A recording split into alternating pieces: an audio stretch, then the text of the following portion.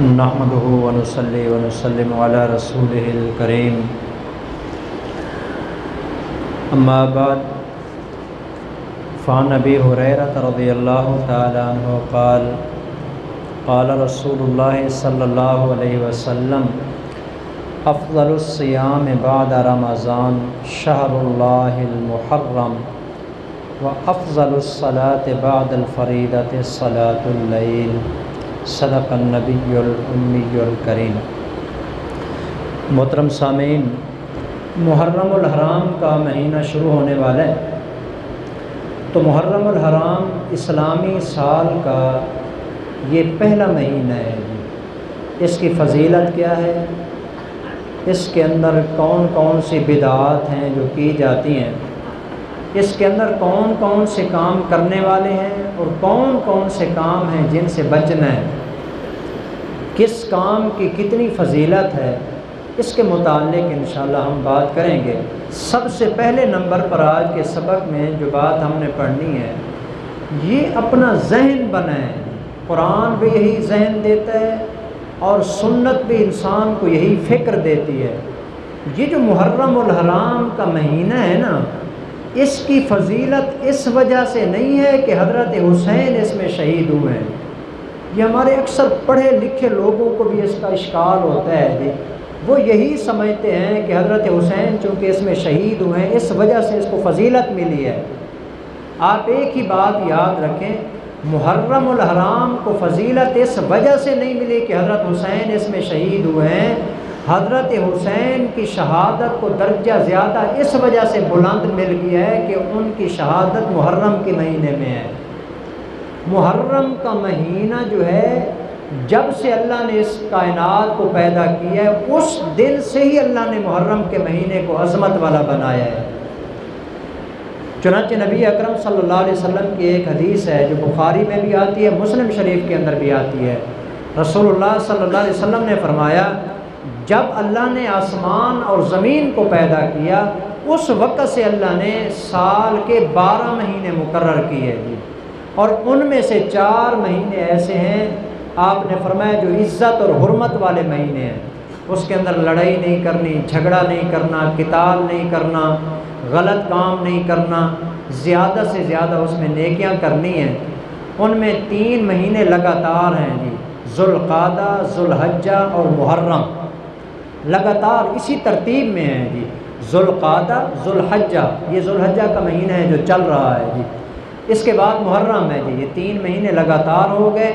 اس کے بعد رجب کا مہینہ آئے گا جی، رجب، شعبان، رمضان، وہ جو رمضان المبارک کے قریب قریب مہینہ آتا ہے، جمادی الثانیہ اور شعبان کے درمیان جو آتا ہے جس کو رجب کہا جاتا ہے، یہ مہینہ، یہ 4 مہینے ایسے محترم اور عزت والے ہیں، اس کے اندر کسی قسم کی جنگ کرنا حضور کے زمانے کے اندر ناجائز تھا۔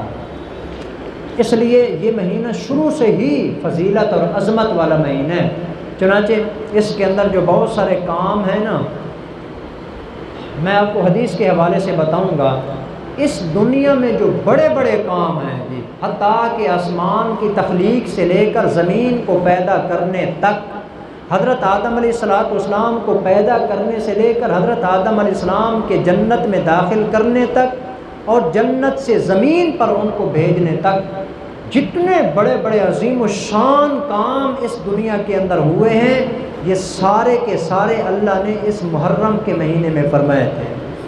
یہ عظمت والا مہینہ ہے، شروع سے عظمت والا مہینہ ہے۔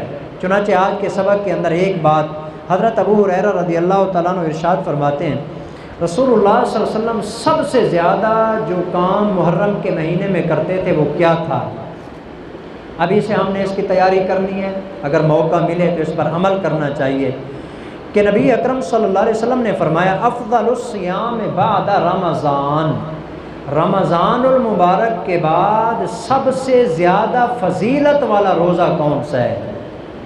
رسول اللہ صلی اللہ علیہ وسلم نے فرمایا، افضل الصیام بعد رمضان شہر اللہ المحرم۔ حضور نے فرمایا کہ رمضان کے روزے کے بعد اگر سب سے زیادہ کوئی فضیلت والا روزہ ہے تو وہ محرم الحرام کا روزہ ہے۔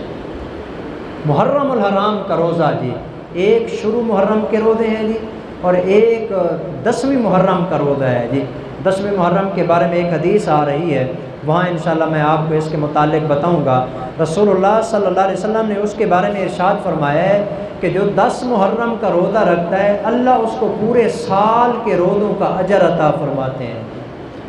یہ تو ہو گیا 10 محرم کا روزہ جی۔ اس کے علاوہ عام جو محرم کا روزہ ہے جی، عام محرم کا روزہ، اس کے اندر رسول اللہ صلی اللہ علیہ وسلم نے فرمایا کہ رمضان المبارک کے بعد سب سے زیادہ فضیلت والا جو روزہ ہے نا، اللہ کے مہینے محرم کا روزہ ہے۔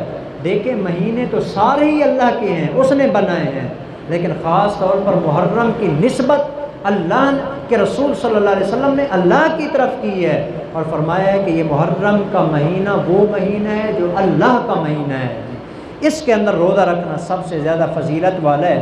وَأَفْضَلُ الصَّلَاةِ بَعْدَ الْفَرِيضَةِ صَلَاةُ اللَّيْلِ، اور آپ نے فرمایا فرض نماز کے بعد سب سے زیادہ فضیلت والی اگر کوئی نماز ہے تو وہ تہجد کی نماز ہے۔ تو رمضان المبارک کے روزے کے بعد سب سے زیادہ فضیلت والا روزہ محرم کا روزہ، اور فرض نماز کے بعد سب سے زیادہ فضیلت والی جو نماز ہے وہ تہجد کی نماز ہے۔ چنانچہ نبی اکرم صلی اللہ علیہ وسلم نے ایک اور حدیث ہے، حضرت عبداللہ ابن عباس رضی اللہ تعالیٰ عنہ فرماتے ہیں ما رأیت النبی صلی اللہ علیہ وسلم یتحری صیام یوم فضلہ علی غیرہ الا ھذا اليوم یوم عاشوراء۔ فرماتے ہیں کہ نبی صلی اللہ علیہ وسلم خاص طور پر کسی مہینے کے خاص دن کا روزہ نہیں رکھتے تھے جی، البتہ جب محرم کا مہینہ شروع ہوتا تو رسول اللہ صلی اللہ علیہ وسلم محرم کی 10ویں تاریخ کا خاص طور پر روزہ رکھتے تھے۔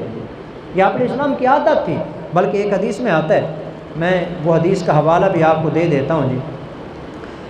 حضرت حفصہ رضی اللہ تعالیٰ عنہ فرماتی ہیں جی کہ نبی اکرم صلی اللہ علیہ وسلم کے متعلق وہ ارشاد فرماتی ہیں کہ اربعن لم تکن یدعوہن النبی صلی اللہ علیہ وسلم، 4 کام ایسے ہیں جو زندگی میں آپ نے کبھی نہیں چھوڑے۔ 4 کام ایسے ہیں جو آپ علیہ السلام ہمیشہ کرتے تھے، نہیں چھوڑتے تھے۔ ان میں سب سے پہلے نمبر پر آپ علیہ السلام کے متعلق وہ فرماتی ہیں، پہلا کام جو آپ علیہ السلام ہمیشہ کرتے تھے صیام یوم عاشوراء، 10 محرم کا جو روزہ ہے نا، یہ آپ علیہ السلام نے کبھی نہیں چھوڑا تھا، مسلسل آپ علیہ السلام یہ روزہ رکھتے تھے۔ دوسرے نمبر پر والعشر، آپ علیہ السلام جو 10 ذوالحج کے پہلے 10 دن ہیں نا، ان میں سے 10ویں کو نکال دیں کیونکہ عید کا دن ہوتا ہے، اس سے پہلے جو 9 دن ہوتے ہیں یہ بھی آپ علیہ السلام روزہ رکھتے تھے، اس کو بھی آپ کبھی نہیں چھوڑتے تھے۔ وثلاثۃ ایام، اور 3 روزے ہر مہینے میں، جس کو ایام 20 کے روزے کہا جاتا ہے جی، آپ علیہ السلام 13، 14، 15 یہ ہر مہینے کی جو تاریخ ہے اس کے اندر روزے رکھا کرتے تھے۔ 3 کام، اور چوتھا کام ورکعتان قبل الفجر، فجر کے فرض پڑھنے سے پہلے جو فجر کی 2 رکعت سنت ہے نا، یہ بھی آپ علیہ السلام نے کبھی نہیں چھوڑی تھی جی۔ اس لیے 4 کام تھے جو آپ علیہ السلام کبھی نہیں چھوڑتے تھے۔ چنانچہ اس کے متعلق ایک اور روایت ہے، صحابہ نے پوچھا یا رسول اللہ ای الصیام افضل، روزوں میں سب سے زیادہ فضیلت والا روزہ کون سا ہے؟ بعد رمضان المبارک کے روزوں کے بعد۔ آپ علیہ السلام نے فرمایا کہ شہر اللہ کا وہ مہینہ الذی یدعونہ المحرم، جس کو تم محرم کہتے ہو نا، اس کا جو روزہ ہے نا یہ رمضان کے روزوں کے بعد سب سے زیادہ فضیلت والا ہے جی۔ کتنا اجر ملتا ہے یہ حدیث یاد رکھنے والی ہے جی۔